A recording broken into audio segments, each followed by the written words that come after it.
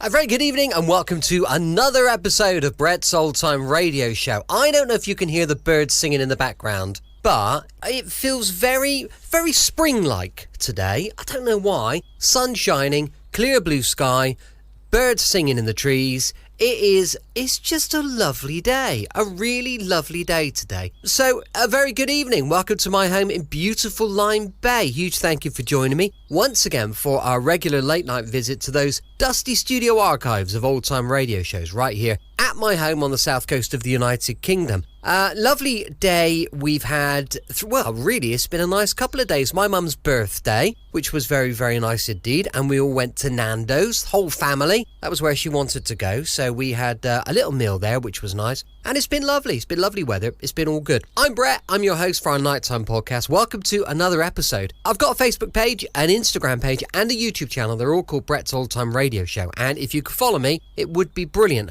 On my YouTube channel, I've just begun a bit of a new feature. Once a week, every Sunday, we'll be uploading a classic movie. So we're doing a bit of a Sunday movie night. Obviously, they're available all through the week because we'll be leaving them on there. But if you fancy taking a little look, check out Brett's Old Time Radio Show on YouTube and you can watch one of our classic movies. And the latest one we've uploaded is The Hound of the Baskervilles with Sherlock Holmes. But I've got loads to come. I've got Batman movies, I've got The Lone Ranger, Green Hornet, loads of stuff. So I know you're going to love it. Feel free to send me some feedback on the shows if you get a minute or two, brett@tourdate.co.uk. And our supporter page is up and running. If you could check out that, I would absolutely love it. It's patreon.com/Brett's Old Time Radio Show. Time for our latest episode of Sherlock Holmes from the 9th of April, 1945. This is the Viennese Strangler. This episode from the life of Sherlock Holmes will be transmitted to our men and women overseas by shortwave and through the worldwide facilities of the Armed Forces Radio Service. Petri Wine brings you Basil Rathbone and Nigel Bruce in the new adventures of Sherlock Holmes.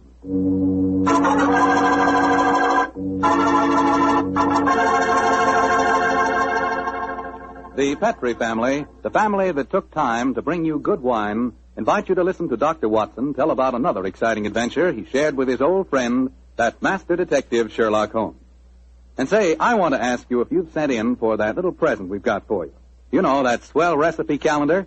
It's free, of course, and it's really something. It's a 2-year calendar for 1945 and 46, and it's beautifully done in full color. But the best part of it is that it's jammed with recipes and ideas for cooking with Petri wine. Send for your free recipe calendar tonight. Just send your name and address to Petri Wine, Petri, Petri Wine, San Francisco 26, California. San Francisco 26, California. The requests for this swell calendar have been coming in so fast that you better hurry up and get yours before we get snowed under. Write tonight, and we'll send you your free recipe calendar at once.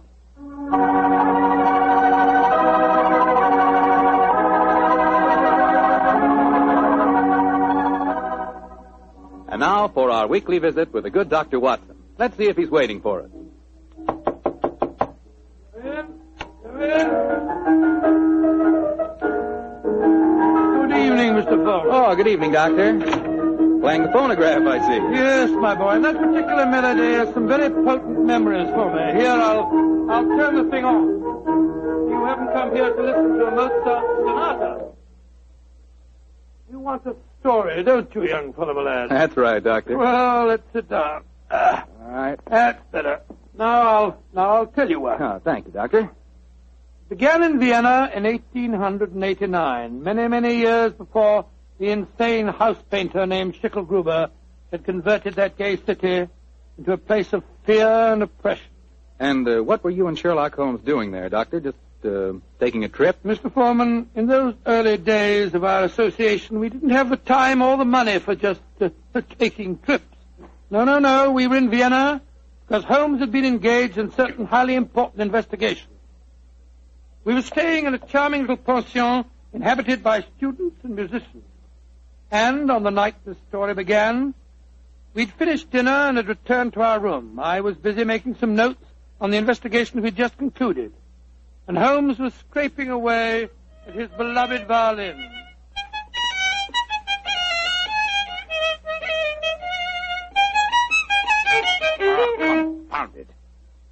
song? Why can't I get it? Oh, it sounds very pretty to me. Pretty, really, old chap. Ah, Oh, an amateur. A heavy-fingered one at that. Listen to this. Oh, sounds like a fiddler at an Irish wake. Oh, take it easy, Holmes. Take it easy. There's no need to fling the violin down like that. What's an old chap? Why, with all your other excellent qualities, are you not a pianist? What's the piano got to do with it? In this case, everything. There's a piano in this room, and if you could play it, the Mozart sonata I'm struggling with might have some meaning. Come in. Oh, good evening, Fräulein. You wish to see me? You are Herr Sherlock Holmes. That is my name. Then, yeah, I wish to see you. I'm Leo Uhlenstein. I live here in this pension. How do you do?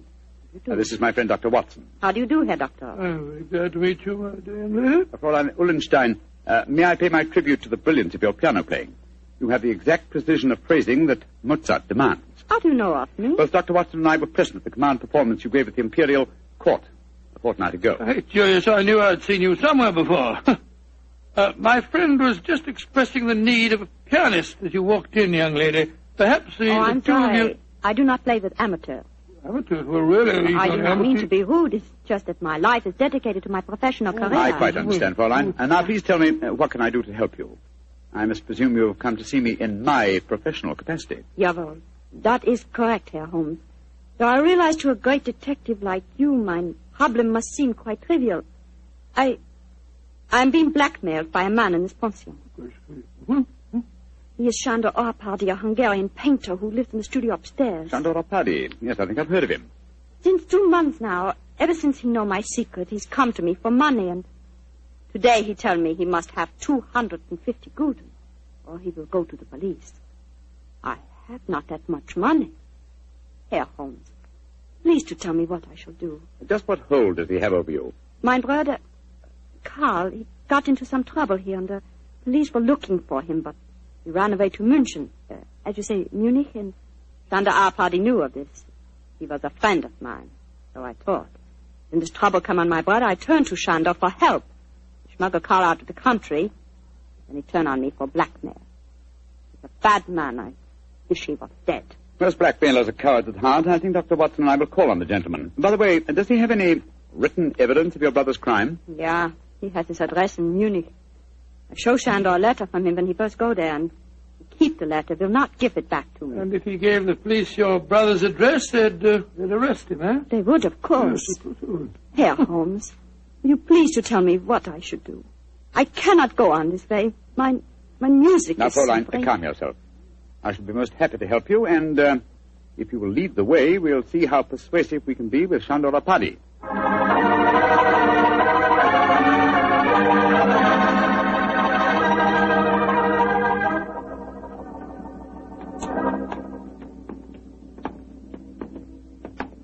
That is the studio, Herr Holmes, at the end of the corridor. I see. Now, remember, young lady, you'd better let me do most of the talking.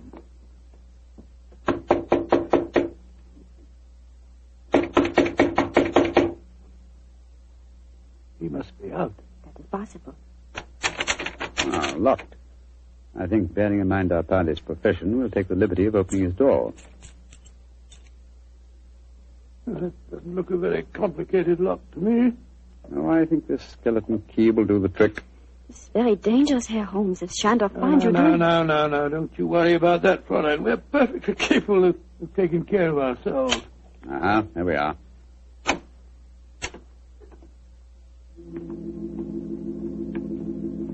Close the door behind you, will you, Watson? Can't see a thing. I'll strike a match.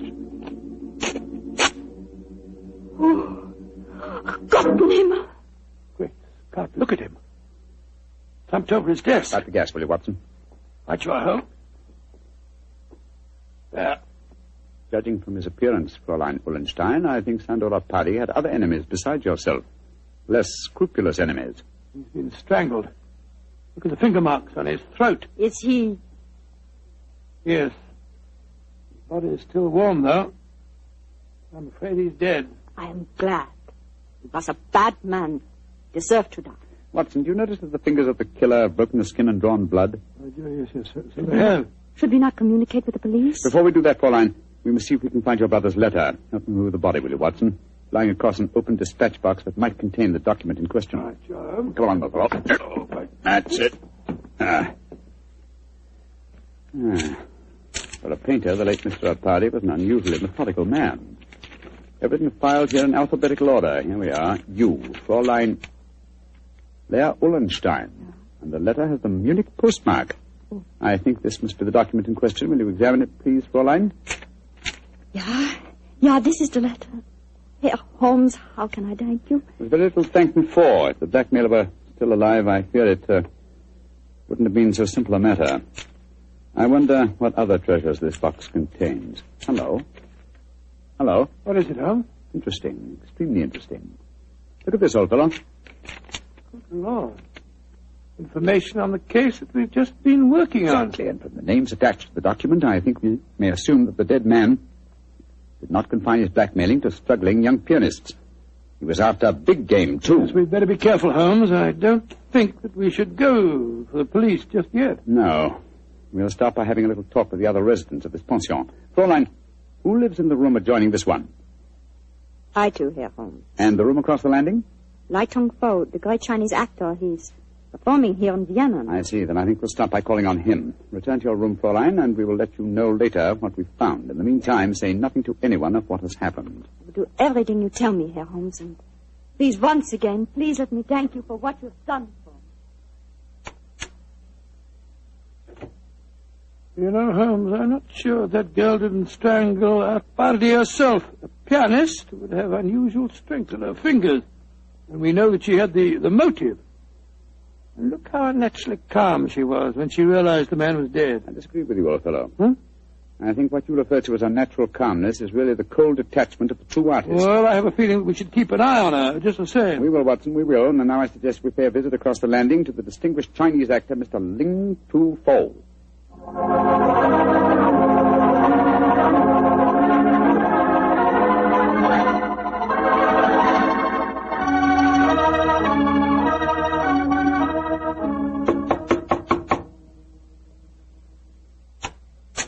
Yes, please.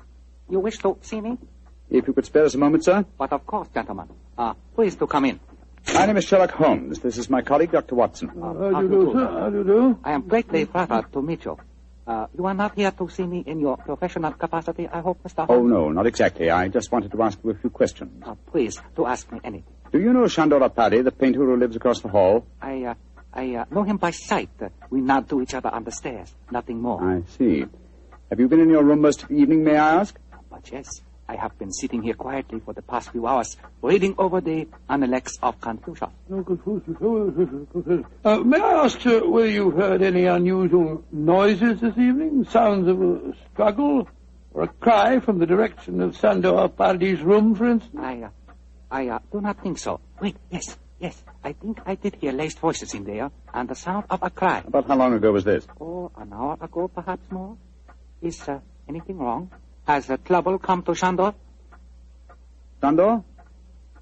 I thought you said you had only a nodding acquaintance with the gentleman. Well, he is a well-known artist. It is only natural I should call him by his first name, Mr. Holmes, even though I do not know him. Has something happened to him? I'm afraid so, but I can't tell you any more about it at the moment. Thank you for your cooperation. We shall see you again, no doubt. Good evening, sir. Good evening, gentlemen. Good evening. That fellow wasn't telling us the truth, you know, Holmes. He seemed very shifty to me. Well, where are we going now? Downstairs to the porter's desk. There's only one entrance to this house, you'll remember. The porter may be able to tell us of any unusual comings and goings in the last hour or two. Come on, old chap, don't dawdle. There's a great deal of work ahead of us.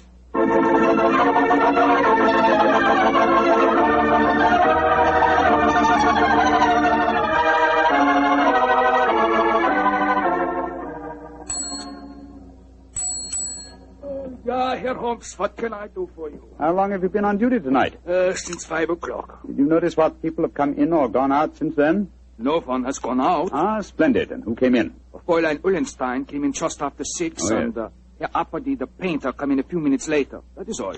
Who lives in the other ground floor apartments besides Dr. Watson and myself? There are only 2 other apartments. In the one to the right of the corridor lives Madame Janssen. She's a Swedish lady, a sculptress. And in the other? Signora Violetti, the Italian opera singer. Oh, thank you. Thank you very much. I'm much obliged to you. I'm happy to be of service, Herr Holmes.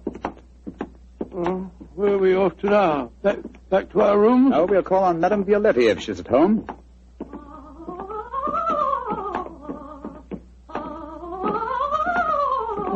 It sounds as if she's very much at home.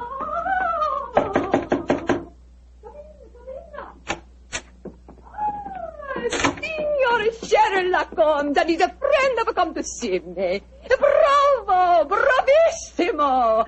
I have so much wish to make your acquaintance. Sit down. No, I'm afraid we can only stay for a moment, madam. My friend wanted to ask you a few questions. Yes, Signora. I just wanted to know... I know your questions. Oh.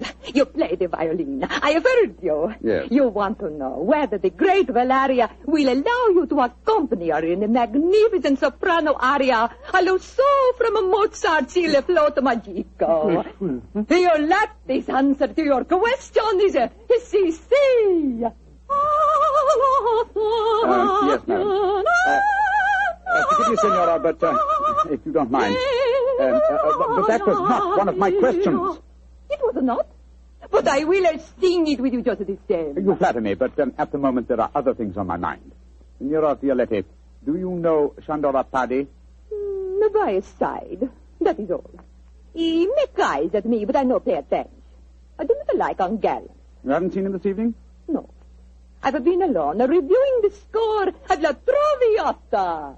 Sempre libera di Dio, polizare di gioia, I am to sing it next week here in Vienna. I hope you'll both be present. It would be a great treat for I'm you. sure it would be, Signora. Now, if you'll excuse us. Oh, it is sad you must go so soon. But come and see me again, and I will sing for you both before you leave Vienna. Great Scott, what a ghastly woman. She's not your murderess, I'm sure. And now I suppose we'll have to question this sculptress woman. And then we'll talk to everyone in the house. No, I think before we visit her, we'll examine the dead man's room a little more closely. That black tin dispatch box may hold the key to this mystery.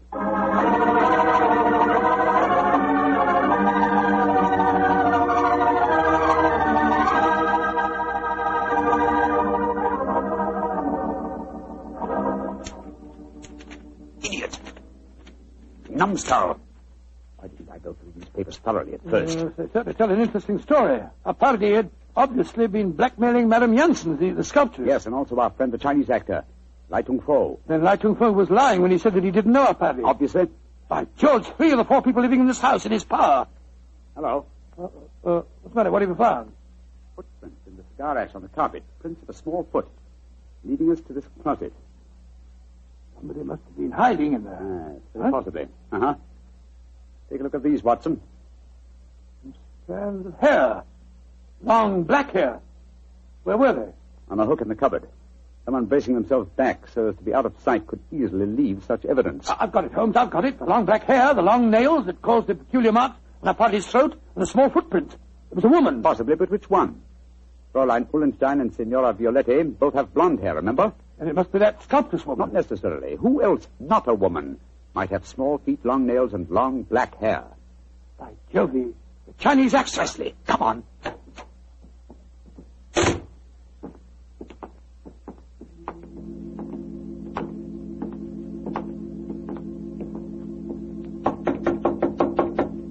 I hope he's still there. Come on, sir. Come on. Let's go in. Holmes, look at him. He's praying. His head's in his hand. No, my dear fellow, I'm afraid prayers can do him no good now. He's been strangled. Strangled with his own cue.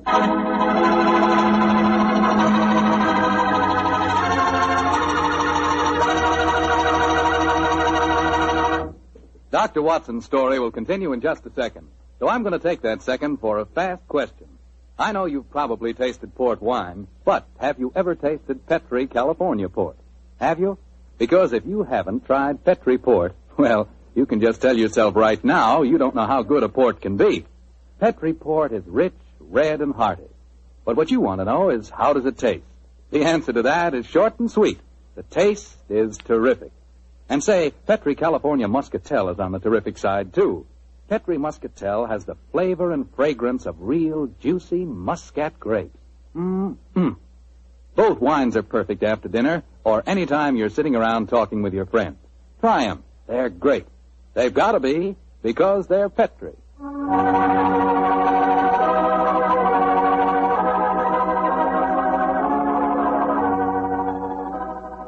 And now back to tonight's new Sherlock Holmes adventure.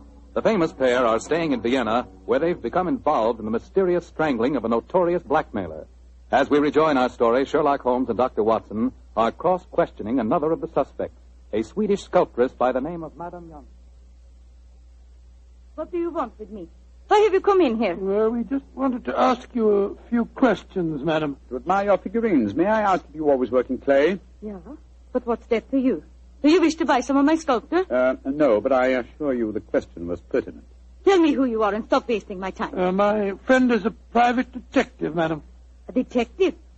Who sent you here? No one sent me here. I'm conducting an investigation of the murder of Shandor Paddy.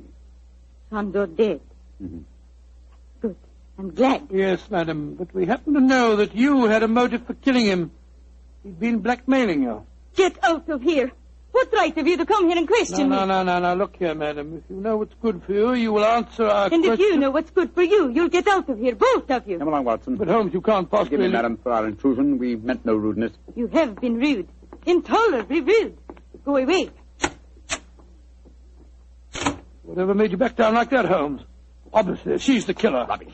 But her hair was jet black. Yes, but it was short hair. And didn't you notice the size of her feet? Anyway, she works in clay. If it had been marble, I might have suspected her. Upon my soul, Holmes, I wish you'd tell me what you're driving at. I've the answer to these killings now, Watson. But I'll have to prove it. I'm afraid I must work without you, old chap. Do you mind waiting for me in our room? No. Wait a minute. That may be dangerous. Wait for me in Signora Violetti's room, if you don't mind. I'll join you there as soon as my work is done. Pretend that you have returned because you were so enchanted with her voice. Oh, great Scott, Holmes. You can't ask me to be alone with that dreadful woman. Please do as I say, Watson, and don't question me. There isn't a moment to be lost.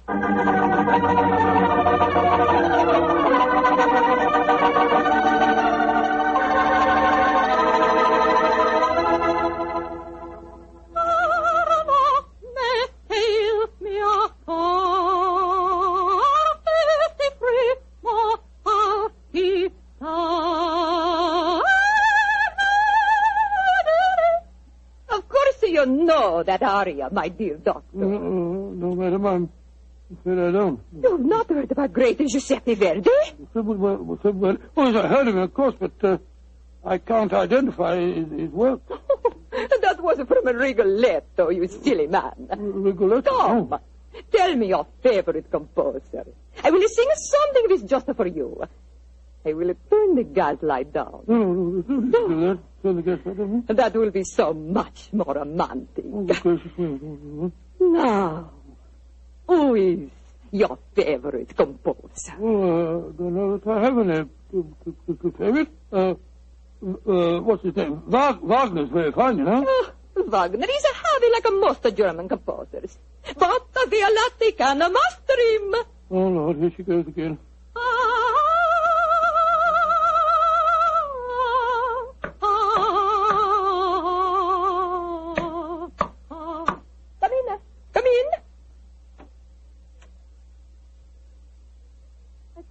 See who it is. Come into the light. It is I. Great heavens, the Chinese actor. I am sorry to make commotion, but as we say in my country, those who return from graves speak with double knowledge. Oh, you devil! You devil! I kill you once! I kill you again! Thank you for the confession, Senora Violetti. You can testify to it, Watson. Holmes! No, you don't, Senora. Your nails are too sharp for my liking. I'll kill you to both of you! I'll kill you! Watson, catch her. She's fainted, Holmes. Fainted, eh? What an undramatic exit for a most dramatic lady.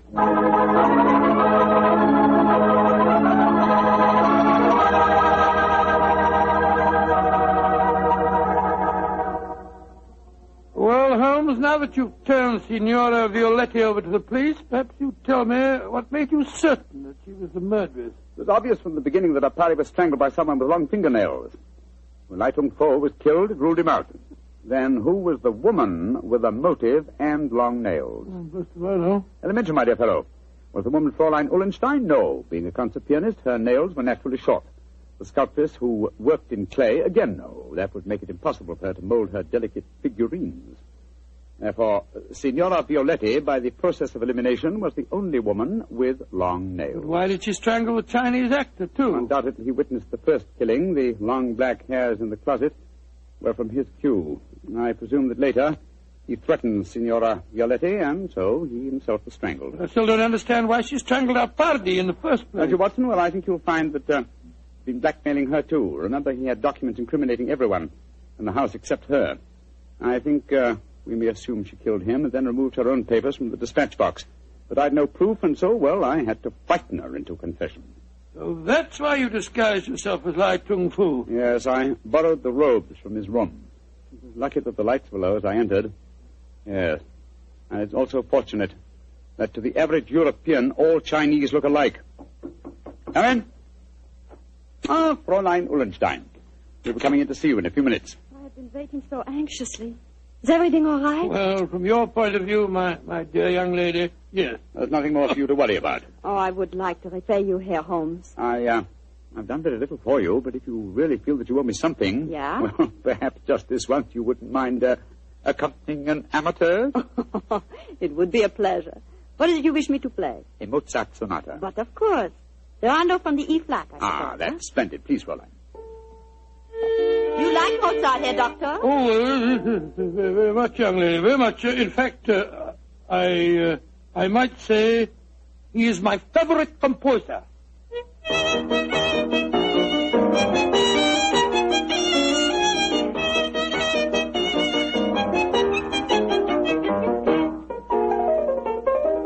Charming. Perfectly charming. I only wish that all our adventures could end so melodiously.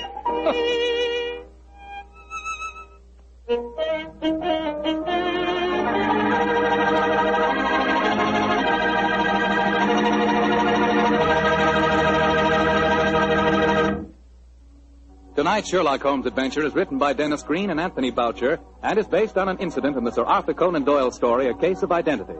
Mr. Rathbone appears for the courtesy of Metro-Goldwyn-Mayer and Mr. Bruce for the courtesy of Universal Pictures, where they are now starring in the Sherlock Holmes series. This is Bill Foreman saying goodnight for the Petrie family. This is the Mutual Broadcasting System. Welcome back. Hope you enjoyed our latest episode of Sherlock Holmes from 1945. Tomorrow we'll be checking out the latest episode of Rocky Jordan, heading off to Cairo to the Cafe Tambourine, and it's going to be brilliant. That's going to be going live at 5 p.m. GMT tomorrow. You can email me, brett@tourdate.co.uk, and I'd love to know your thoughts on the show. As I mentioned earlier, I've got a Patreon page for supporters, patreon.com/Brett's Old Time Radio Show. Thanks for listening. I'll be with you 7 days a week, each and every week, and I'll see you next time on Brett's Old Time Radio Show. Love you. Bye.